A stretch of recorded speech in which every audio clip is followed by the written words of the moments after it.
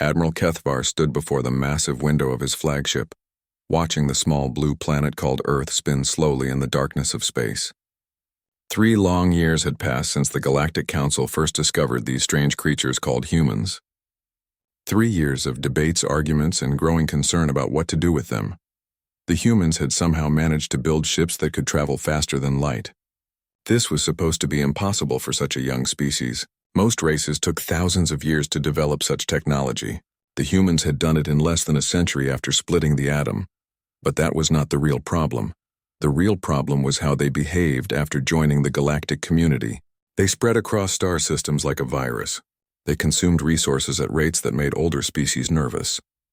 They built colonies on worlds that other races had marked for future use. They asked questions that no one wanted to answer. They pushed boundaries that had stood firm for millennia.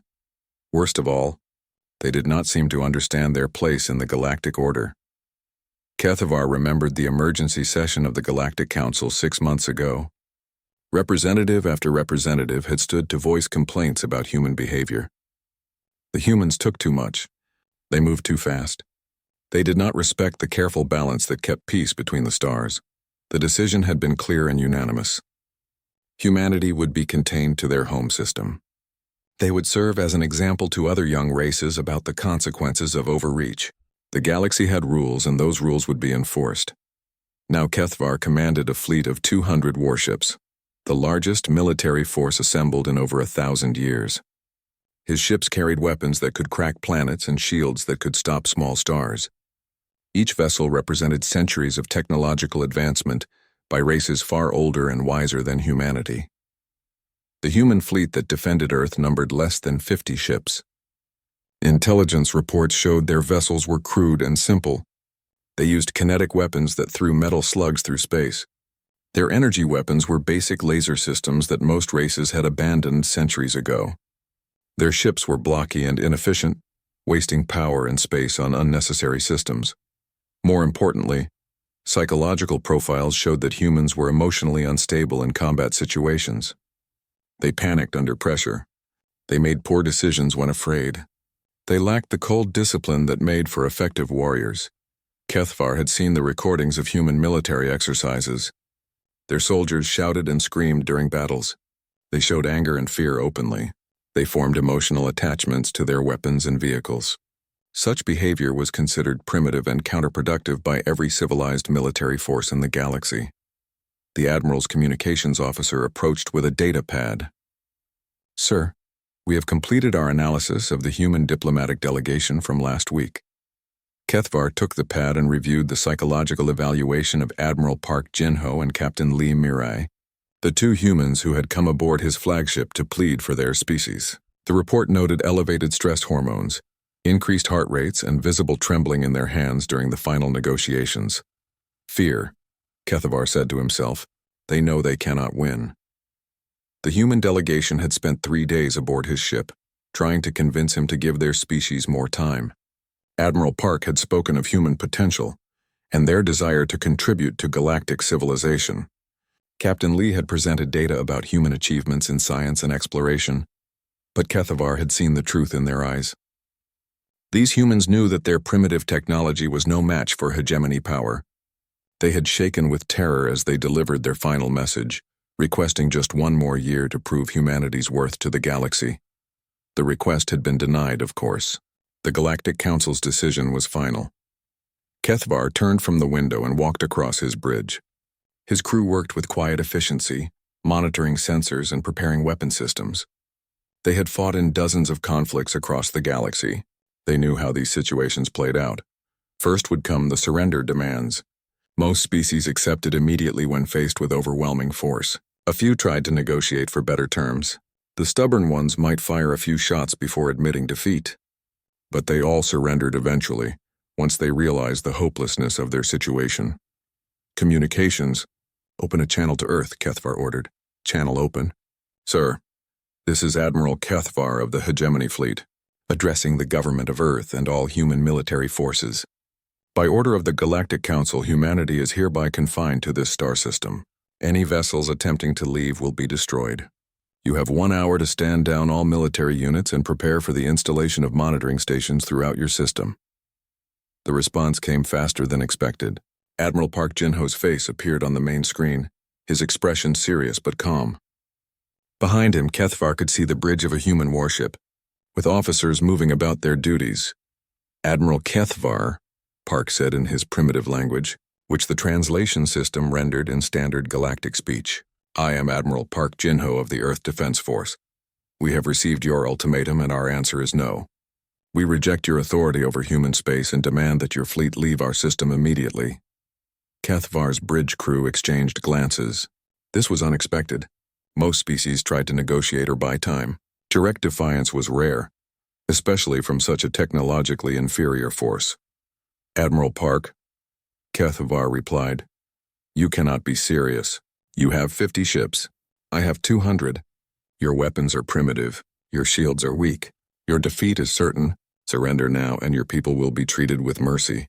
Park's expression did not change. "Admiral, you clearly do not understand humans very well. We do not surrender when threatened, we fight. If you want to control our space, you will have to take it from us." The transmission ended, leaving Kethvar staring at a blank screen. His weapons officer spoke into the silence. "Sir, sensors show human ships moving into combat formations around Earth and Mars. They appear to be preparing for battle." Kethvar felt a mix of annoyance and pity. These humans were so young, so naive. They had no concept of the forces arrayed against them. Their bravado would crumble the moment his ships opened fire. "Signal all vessels," he ordered. "Battle stations. We will demonstrate the cost of defying the Galactic Council." As his massive fleet moved into attack position, Kethvar allowed himself a moment of satisfaction. This would be over quickly. The humans would learn what every other species in the galaxy already knew, that there were powers in the universe far greater than their small, violent world. Soon humanity would take its proper place as a contained and controlled species, serving as an example to others who might consider challenging the established order. The Admiral had no way of knowing that he was about to discover something that would change not just his understanding of humans, but the entire balance of power in the galaxy. The battle was about to begin, and neither side truly understood what the other was capable of, but only one side was prepared to find out at any cost. The battle began at exactly 8 in the morning, Earth time. Kethvar expected the humans to follow standard military doctrine. They would maintain safe distances from his fleet. They would trade long-range fire while trying to protect their weaker ships. They would retreat when their losses became too heavy. This was how every civilized species fought wars. The humans did something else entirely. Instead of pulling back to defensive positions, the human ships accelerated directly toward the hegemony fleet. Their engines burned at maximum power as they closed the distance between the two forces. This made no tactical sense. By moving closer, they were giving up their only advantage of speed and maneuverability in open space. Captain Kim Dae-hyun commanded the human destroyer called Incheon. His ship was less than half the size of a hegemony cruiser, with armor that looked like it had been hammered together in a primitive factory. When the battle started, Kim did not try to find cover behind asteroids or use hit-and-run tactics. Instead, he aimed his ship straight at the largest hegemony vessel in range and pushed his engines past their safety limits. "What is he doing?" Kethvar's tactical officer asked, watching the display with confusion. The Incheon screamed through space at speeds that should have torn the ship apart. Plasma bolts from hegemony weapons struck its hull, tearing away chunks of metal and venting atmosphere into space. The ship's shields failed after the first few hits. Secondary explosions rippled across its surface as systems overloaded and died. Any rational commander would have ordered retreat. The ship was clearly doomed. Its weapons were barely scratching the paint on hegemony hulls, while enemy fire was gutting it from bow to stern. Kim Dae-hyun kept accelerating. "He's lost his mind," the weapons officer muttered. His ship is falling apart around him, but the Incheon was not trying to survive the engagement. As Kethvar watched in growing disbelief, he realized that Kim was using his dying ship as a guided missile. The human captain had no intention of pulling back or trying to save his crew. The Incheon slammed into the side of a hegemony heavy cruiser at nearly half the speed of light. Both ships vanished in a ball of nuclear fire that lit up the darkness of space like a newborn star. The explosion was so violent that nearby ships had to raise their shields to protect against the radiation. 1. Human destroyer had taken out a cruiser that was 5 times its size and had a crew of 3,000 experienced warriors. The trade was insane by any military standard, but the humans had made it anyway. Collision attack, Kethvar said slowly, the words feeling strange in his mouth. They are using their ships as weapons. Before anyone could respond, more human ships began their attack runs. Lieutenant Commander Choi Yunbi piloted a small fighter that had lost its entire squadron to hegemony interceptors. Her craft was damaged and leaking fuel. Her weapons were nearly exhausted. She should have returned to base or ejected from her fighter to await rescue. Instead, she targeted the hangar bay of a hegemony carrier and began her final approach. Enemy fire tore through her cockpit, shattering the canopy and exposing her to the vacuum of space. Her fighter began to spin out of control as its guidance systems failed. Choi's last transmission was a battle cry in her native Korean language as she fought to keep her disintegrating fighter on course. She hit the carrier's hangar bay at full speed, her explosion setting off a chain reaction that destroyed half the ship's fighter complement. Kethvar stared at his tactical display in horror. The screen showed human ship after human ship making the same impossible choice. When their vessels were damaged beyond repair, instead of surrendering or retreating, the crews would plot collision courses with the nearest enemy target. They were turning their own deaths into weapons.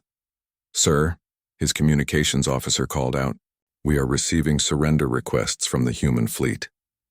For a moment, Kethvar felt relief. Finally, the humans were showing some sense. But when he listened to the transmissions, he realized his mistake. The humans were not asking to surrender. They were demanding that the hegemony fleet surrender to them.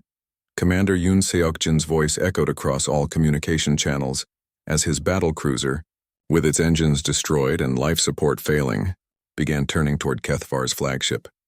"You wanted to see what humans do when cornered?" Yoon said, his words calm despite the alarms blaring in the background of his transmission. "Watch closely, alien."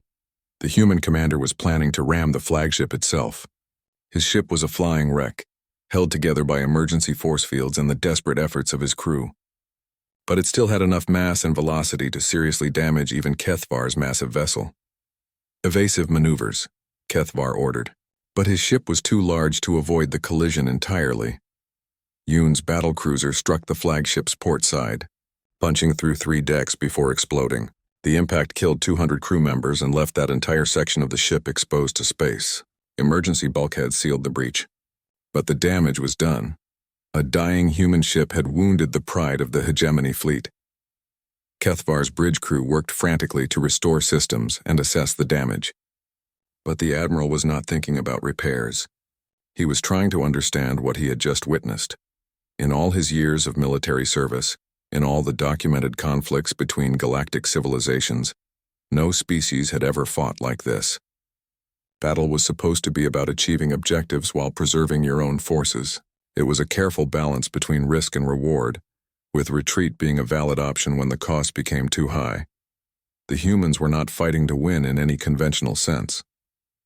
They were fighting to inflict maximum damage on their enemies, regardless of the cost to themselves.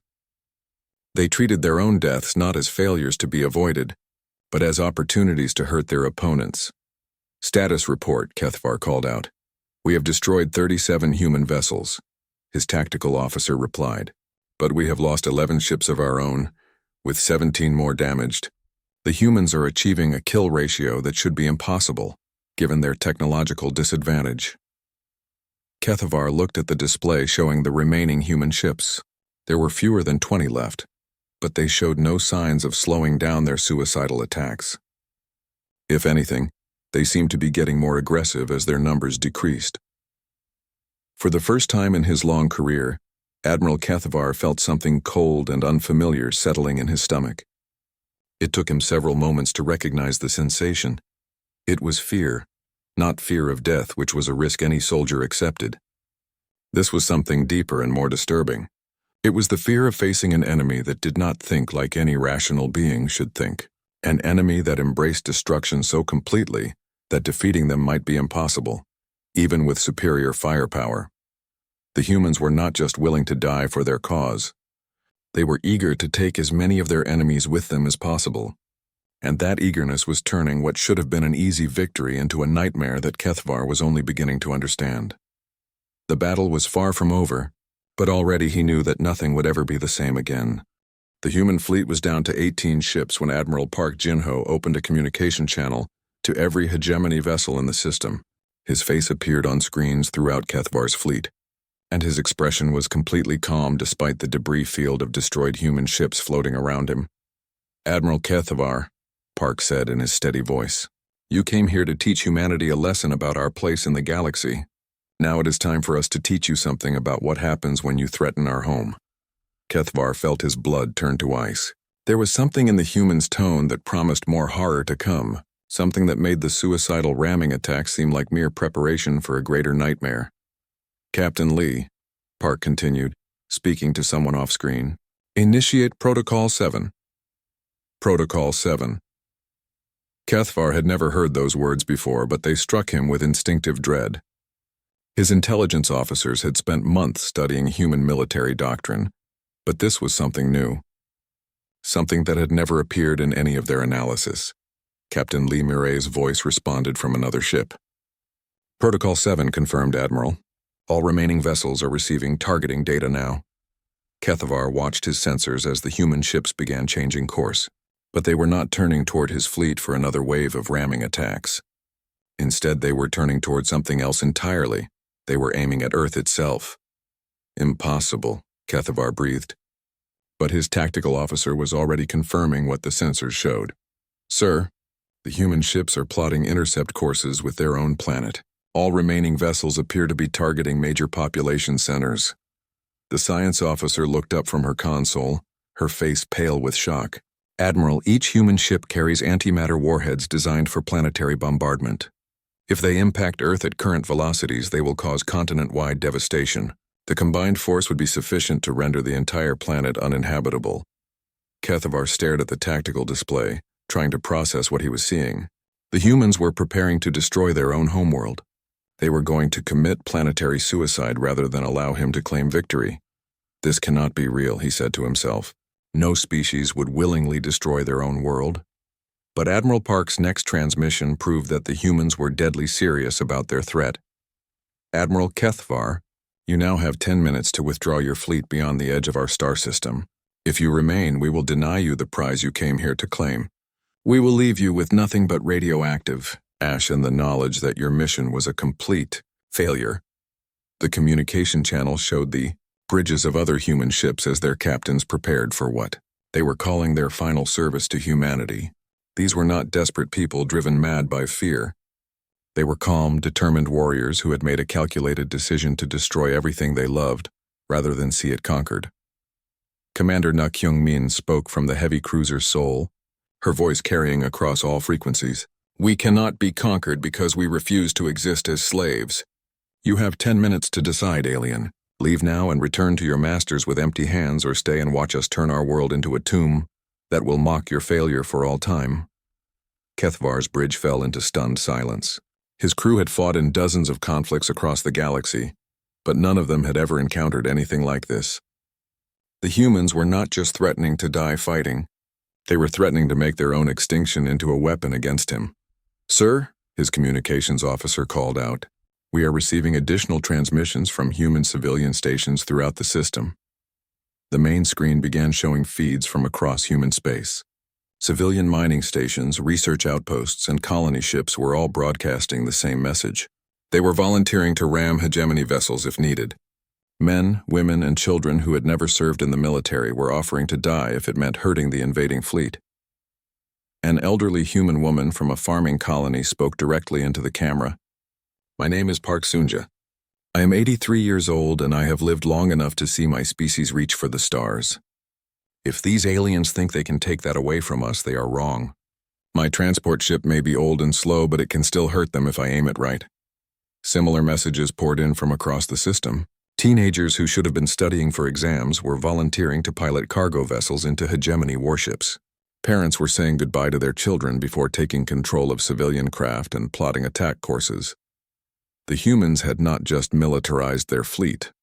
They had militarized their entire civilization. "Analysis," Kethvar demanded, His science officer's hands shook as she delivered her report. Sir, if the human military vessels impact Earth as planned, the resulting explosions will crack the planet's crust in 17 different locations. The atmospheric disturbance will create global firestorms. Within 6 hours, the surface temperature will rise beyond the survival threshold for any known life form. The planet will be completely sterilized. And if we try to stop them, sir, that would require moving our fleet into close range of Earth. Based on current human behavior patterns, every civilian vessel in the system would attempt ramming attacks on our ships. We could face several hundred collision attempts while trying to intercept the military vessels. Keithvar closed his eyes and tried to think. He had come here with the most powerful fleet in galactic history to demonstrate hegemony superiority. He was supposed to return with a conquered species and a pacified system that would serve as an example to others. Instead, he faced a choice between retreat and watching the humans destroy themselves just to spite him. The tactical display showed time counting down. 8 minutes until the human ships reached Earth's atmosphere. 7 minutes until the point of no return. Sir, his weapons officer said quietly, recommend we withdraw to minimum safe distance and allow events to proceed. The human threat to destroy their own world proves they are too unstable to be incorporated into galactic civilization. Their self-destruction will serve the same purpose as our victory. But Keithvar knew that was not true. If he returned to the Galactic Council and reported that humanity had chosen extinction over submission, it would send a message to every other species in the galaxy. It would tell them that there were fates worse than death, and that some battles could be won by refusing to be conquered. 6 minutes to impact, the navigation officer announced. Captain Lee Murray's voice came over the communication system one final time. Admiral Keithvar, this is your last chance to leave. In 6 minutes, we will show you and every other species in the galaxy what humans do when forced to choose between freedom and survival. We choose freedom. We always choose freedom. The countdown continued. 5 minutes, 4 minutes, 3 minutes. Keithvar realized that he was about to witness something that would change the balance of power in the galaxy forever. The humans were about to prove that conquest was meaningless if the conquered preferred death to submission, and that lesson would echo across the stars for generations to come. All ships, Keithvar said, his voice hoarse with defeat, withdraw to the edge of the system. Signal the human fleet. Tell them. He paused, struggling with words he had never expected to say. Tell them we are leaving. The response from the human vessels came immediately. Their ships began changing course away from Earth, pulling back from the brink of planetary destruction. They had been willing to destroy their own world rather than let him have it, and that willingness had just won them a victory that no amount of firepower could have achieved. Keithvar stared out at the blue planet that had almost become a graveyard, and wondered what kind of species he had truly encountered among these distant stars. As Keithvar's fleet pulled back from Earth, the Admiral tried to understand what had just happened to him. He had commanded fleets for over 30 years. He had conquered 12 different star systems and brought peace to countless worlds. But he had never faced an enemy that treated total annihilation as an acceptable outcome. The retreat should have felt like a tactical withdrawal, a temporary setback before regrouping for another assault. Instead, it felt like running from something that defied every law of civilized warfare. The humans had not defeated his fleet through superior technology or tactics. They had defeated him by being willing to embrace consequences that no rational being would ever consider. Sir, his tactical officer called out. Sensors show renewed human activity, multiple ships moving toward our position. Keithvar looked at his display and saw something that made his blood freeze. Captain Bae So-young's fighter squadron, which had been reduced to just 3 operational craft during the earlier battle, was approaching his fleet at attack speed. The fighters were badly damaged. Their hulls showed massive battle damage from previous engagements. Their engines were running far beyond safe parameters, leaving trails of plasma that indicated imminent power core failure. Any reasonable pilot would have returned to base for repairs hours ago. But these were not reasonable pilots. These were humans. They are beginning attack runs on our outer ships, the weapons officer reported. But sir, their craft cannot possibly survive the engagement. They must know this. Keithvar watched as Captain Bae led her remaining pilots against targets that were hundreds of times larger and more heavily armed than their small fighters. The humans flew their dying craft like guided missiles, using their final moments of power to inflict maximum damage on hegemony vessels. Bay's fighter lost its left wing to defensive fire, sending the craft spinning wildly through space. Instead of ejecting, she used the spin to line up a shot at a cruiser's sensor array. Her last missile struck home just as her fighter exploded, taking out the ship's ability to track targets. The other pilots followed her example. They flew their disintegrating ships into hegemony vessels with no regard for their own survival. Some ejected at the last possible moment to maximize impact damage. Others did not eject at all, choosing to die with their craft to ensure maximum destruction. They are not even trying to survive individual battles, his tactical officer observed, his voice shaking. Every attack is designed to hurt us regardless of what happens to them. But the nightmare was far from over. Major Lim Jiho's Marine contingent had been aboard a transport that was destroyed early in the battle. The survivors were now floating in space, their armor breached and their oxygen running out.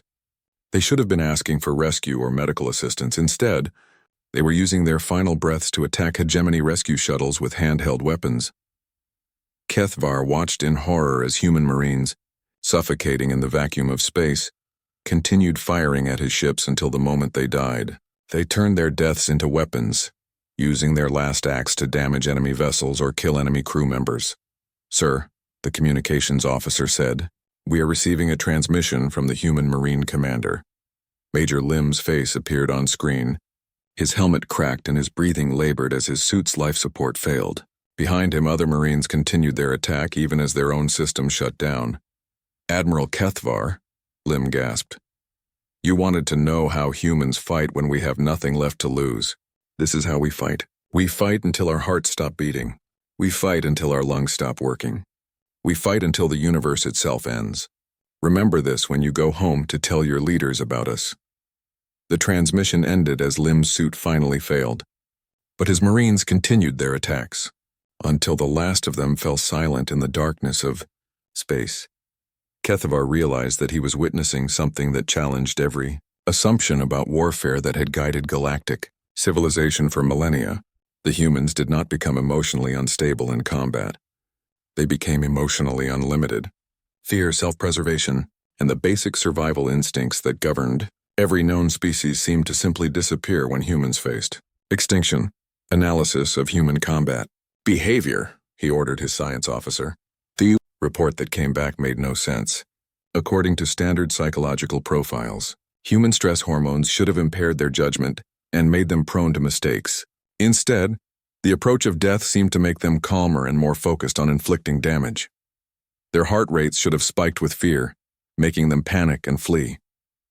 Instead, recordings showed that many human pilots and soldiers became more relaxed as their situations became more hopeless, as if accepting certain death had freed them from all concerns except hurting their enemies. "Sir," his medical officer added, "we are detecting unusual brain chemistry in the human prisoners we captured earlier. When faced with hopeless situations, they produce elevated levels of chemicals associated with euphoria and pain suppression. They are literally becoming intoxicated by their own approaching deaths." This was beyond any xenopsychology textbook. The humans were not just willing to die for their cause. They were enjoying it. They treated martyrdom not as a last resort, but as the ultimate expression of their dedication to victory. What kind of evolution produces a species like this? Kethvar asked himself. His xenobiology specialist had been studying human genetic records since the first contact. Her answer was deeply disturbing. "Sir, human evolution took place on a death world. Their planet has experienced multiple extinction events, ice ages, volcanic catastrophes, and asteroid impacts. Only the most stubborn and adaptable creatures survived. The humans are descended from ancestors who literally refused to die no matter what the universe threw at them. And this affects their psychology. How? Sir, they do not see death as the end of everything. They see it as another challenge to be overcome.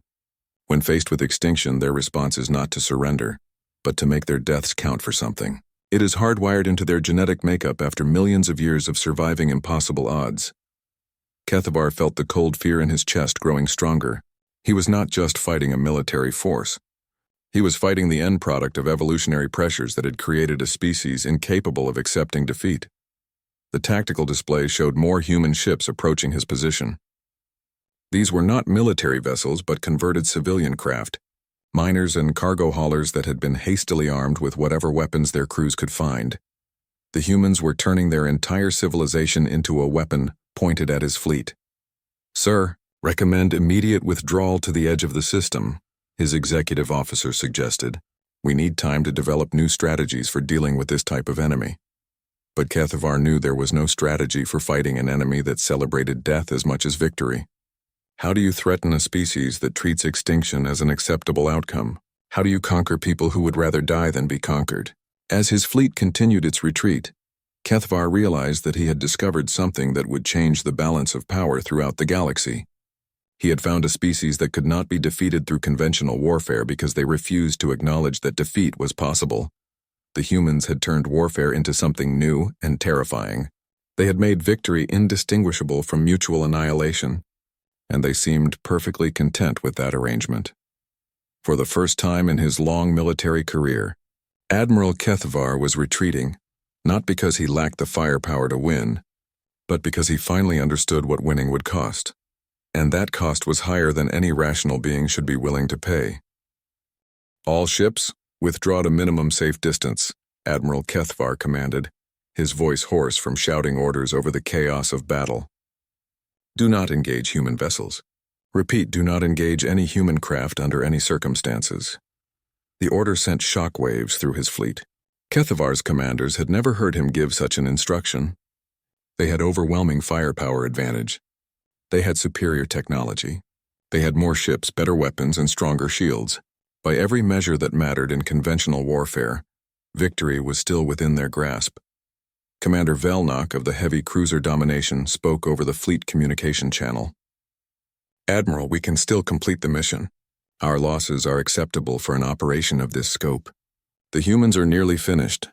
"No," Kethavar replied, staring at the tactical display that showed the true situation. "Look at your sensors again, Commander. Look at what the humans are actually doing." The display showed the horrible reality that Kethavar had finally accepted. The human military fleet was indeed nearly destroyed, but the humans were not finished. Every civilian ship in their system was moving toward the battle zone. Cargo haulers, passenger transports, mining vessels, research ships, and even small personal craft were converging on his position. Each one was being piloted by volunteers who had offered to ram hegemony vessels with their dying breaths. "Sir," his intelligence officer reported, "we are tracking over 300 civilian craft now moving toward our position. Most are not armed in any conventional sense, but at collision velocities. Even a small cargo ship can inflict significant damage on our vessels." Captain Ominje's voice crackled over the communication system as her crippled destroyer continued its slow approach toward Earth's atmosphere. Her ship was held together by emergency force fields and the desperate efforts of her crew, but she was still transmitting to both fleets. "5 minutes to impact, Admiral Kethavar," she said calmly. "Are you staying to watch us die, or are you running home to explain to your masters why you failed to conquer a species that refused to be conquered?" The words hit Kethavar like physical blows. In all his years of military service, no enemy had ever spoken to him with such casual contempt for death. Captain O was describing her own approaching extinction as if it were a minor inconvenience, something she was willing to accept if it meant denying him victory. "Sir," his science officer called out, "we are receiving detailed analysis of human defensive preparations throughout their system. They have converted manufacturing facilities to produce improvised weapons. They have organized civilian evacuation fleets that can be turned into kamikaze squadrons within hours. They have even prepared to destroy their own infrastructure rather than let us capture it intact." The scope of human preparation was staggering. This was not the desperate improvisation of a species caught off guard. This was a carefully planned defense strategy that treated mutual annihilation as an acceptable outcome from the very beginning. They had never intended to win in any conventional sense. They had planned from the start to make conquering them so costly that no rational enemy would attempt it. "Analysis of projected casualties if we continue the engagement," Kethavar ordered. The report that came back made his bridge crew fall silent. Even if they destroyed every human vessel in the system, even if they bombarded Earth's surface until nothing lived, they would lose at least half their fleet to ramming attacks from civilian craft. The humans had turned their entire civilization into a weapon designed to hurt anyone who tried to conquer them. "Sir?" His communications officer said quietly, "We are receiving a final transmission from Admiral Park Jinho." Park's face appeared on the main screen, and Keithavar was struck by the complete absence of fear in the human's eyes. This was a man who had just ordered the potential destruction of his own planet, and he looked as calm as if he were discussing the weather. "Admiral Keithavar," Park said, "I want you to understand something before you leave our system. We did not choose to fight you because we thought we could win. We chose to fight because we would rather die as free beings than live as slaves. That choice is hardwired into every human who has ever lived, and it will be hardwired into every human who will ever be born." The communication channel showed scenes from across human space. Children too young to understand the concept of death were recording messages of defiance.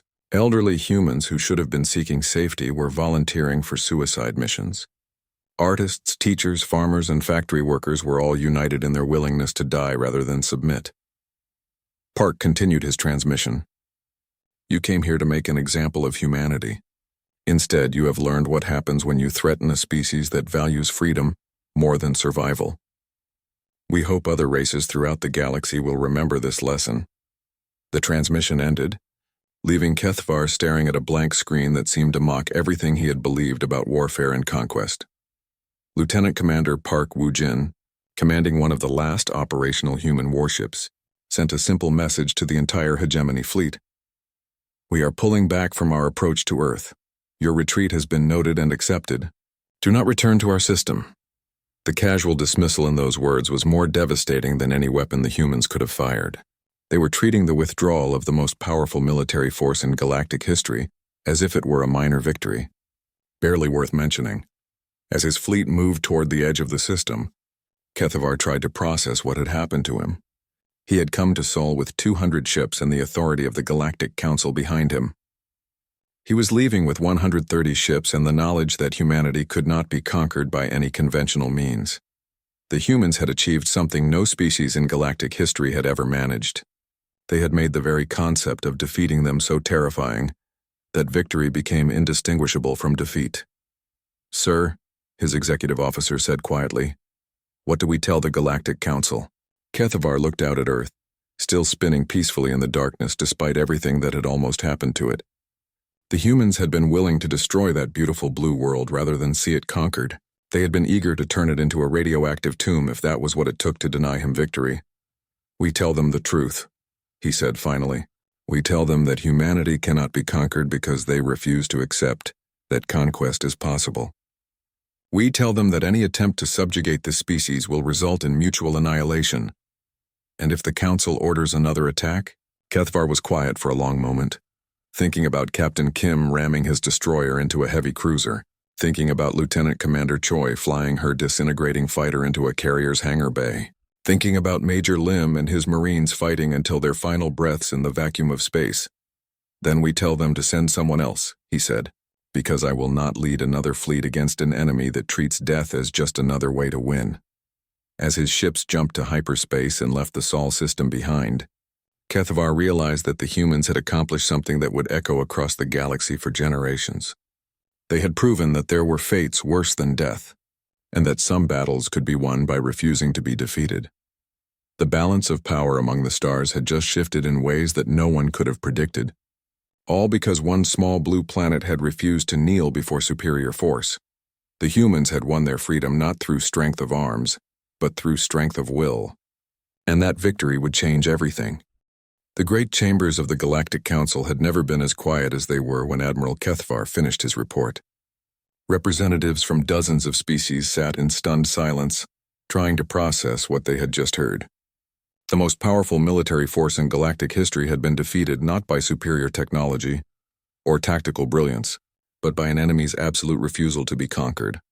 Council Prime Veltar, a being whose species had ruled the galaxy for over 2,000 years, spoke into the silence with a voice that trembled slightly. "You are telling us, Admiral, that the humans were prepared to destroy their own homeworld, rather than surrender it to our forces?" "Not just prepared," Keithavar replied, his hands still shaking from the memory of those final moments before retreat. "They were eager to do it. They spoke of planetary destruction as if it were a tactical advantage. They treated the annihilation of everything they had ever built as an acceptable price for denying us victory. The chamber erupted in chaos as representatives began shouting questions and demands. Some called for immediate military action, insisting that a larger fleet with more firepower could succeed where Kethvar had failed. Others argued for diplomatic solutions, believing that reasonable negotiations could convince the humans to accept their proper place in the galactic order. Representative Mokhtar of the Trade Federation demanded answers. Surely you could have destroyed them completely if you had pressed the attack. Why did you retreat when victory was within reach? Kethvar looked at the being who had never commanded a military vessel or faced an enemy in combat. Because victory against the humans requires their complete extermination. They will not surrender. They will not negotiate. They will not accept conquest under any circumstances. The only way to defeat them is to kill every single one of them, and they have made it clear that doing so would cost us more ships than we could afford to lose. But they are primitive, insisted Representative Feldock. Their technology is inferior to ours. How could they inflict such casualties? Because they use their deaths as weapons, Kethvar said, his voice growing stronger as he remembered the horror of watching human ships ram his vessels with no regard for their own survival. Every single one of them, from their military commanders to their civilian population, is willing to die if it means hurting their enemies. They have turned their entire species into a living weapon, pointed at anyone who threatens them. The council chamber fell silent again as the implications sank in. For thousands of years, galactic warfare had been conducted according to civilized principles. Battles were fought until one side achieved clear tactical superiority, at which point the losing side would surrender and negotiate terms. The threat of mutual destruction was usually enough to prevent conflicts from escalating beyond manageable levels. The humans had changed those rules forever. Council Prime. Veltar called for order as debates began breaking out across the chamber. Admiral Kethvar, what are your recommendations for future dealings with humanity? Kethvar had spent the entire journey back to the galactic capital thinking about that question. His answer came without hesitation. Leave them alone. Give them whatever territory they claim. Do not attempt to limit their expansion or control their activities. Any conflict with humanity will result in casualties that no rational government should be willing to accept.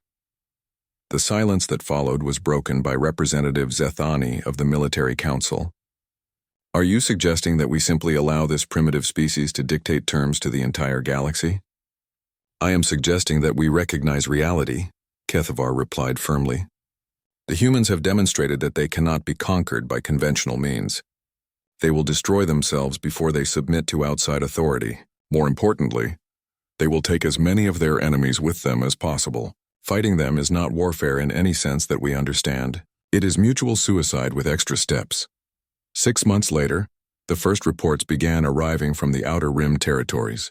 Human colony ships were moving beyond their original star system, establishing settlements on worlds that had been marked for future development by other species. But instead of the conflicts that everyone expected, something unexpected was happening. The species that encountered these human colonies chose not to contest their settlements. Word of what had happened at Earth had spread throughout the galaxy, carried by merchants, diplomats, and the surviving crew members of Kethvar's fleet.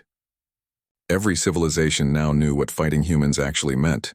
Admiral Lee Mirai, now commanding the human deep space exploration fleet, had sent carefully worded messages to every galactic government. Her communications were models of diplomatic courtesy, expressing humanity's desire for peaceful coexistence and mutual cooperation with all species. But everyone who read those messages understood the unspoken threat beneath the polite words. The humans were the species that had been willing to destroy their own homeworld rather than surrender it. They were the people who turned their deaths into weapons and their defeats into victories. The galaxy was learning to give them a very wide berth. Trade relationships began developing between human colonies and nearby alien settlements, but these were conducted with careful respect for human independence. No one tried to impose regulations or demand tribute from human worlds. No one suggested that humanity should accept limits on their expansion or activities. The humans had achieved something unprecedented in galactic history. They had made themselves unconquerable, not through superior technology or military might, but through the simple demonstration that conquering them would cost more than any victory could possibly be worth. Kethvar, now living in forced retirement on a remote world far from the galactic capital, spent his days trying to forget what he had witnessed in the Sol system. But the nightmares always returned, bringing with them the memory of human ships accelerating toward their own planet, ready to destroy everything they loved rather than see it conquered. The former admiral had become something of an expert on human psychology, not by choice but by necessity. Other military leaders sought his advice when they needed to understand this new factor in galactic politics. His answer was always the same. They are not like us, he would tell anyone who asked. They do not think like rational beings. When faced with destruction, our response is to find ways to survive. Their response is to find ways to make their destruction hurt their enemies as much as possible. You cannot fight an enemy that celebrates death as much as victory. The human colonies continued to spread, and with them came a new understanding of what warfare meant in the post-Earth galaxy. Species that had been expanding aggressively for centuries suddenly found themselves much more interested in diplomatic solutions. The cost of military action had risen dramatically, when one side might choose mutual annihilation over submission. Peace, it turned out, was much easier to maintain when everyone knew that some wars could only end with everyone dying. The humans had not conquered the galaxy through force of arms. They had conquered it through the demonstration that they were willing to burn the universe down, rather than bow to anyone. In showing the galaxy what they were prepared to lose, they had gained everything they wanted, and in the depths of space, on human worlds scattered across dozens of star systems, children learned the lesson that had saved their species. Freedom was worth any price, including death itself. Some things were more important than survival. The galaxy was a very different place now, shaped by the knowledge that somewhere among the stars lived a species that had redefined the very concept of victory. The humans had proven that the greatest weapon was not the ability to destroy your enemies, but the willingness to deny them the satisfaction of conquering you. They had won by making defeat impossible, even if it meant embracing extinction.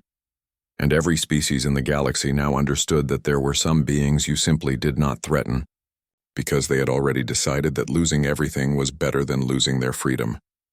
The age of human expansion had begun, and it would reshape the balance of power among the stars for generations to come, all because one small blue planet had refused to kneel, even when kneeling might have saved them. In the end, humanity had taught the galaxy the most important lesson of all, that there are some things worth dying for, and freedom from oppression was at the top of that list. The humans had won their war not by defeating their enemies, but by proving that defeating them was impossible, and that victory would echo across the cosmos until the stars themselves burned out.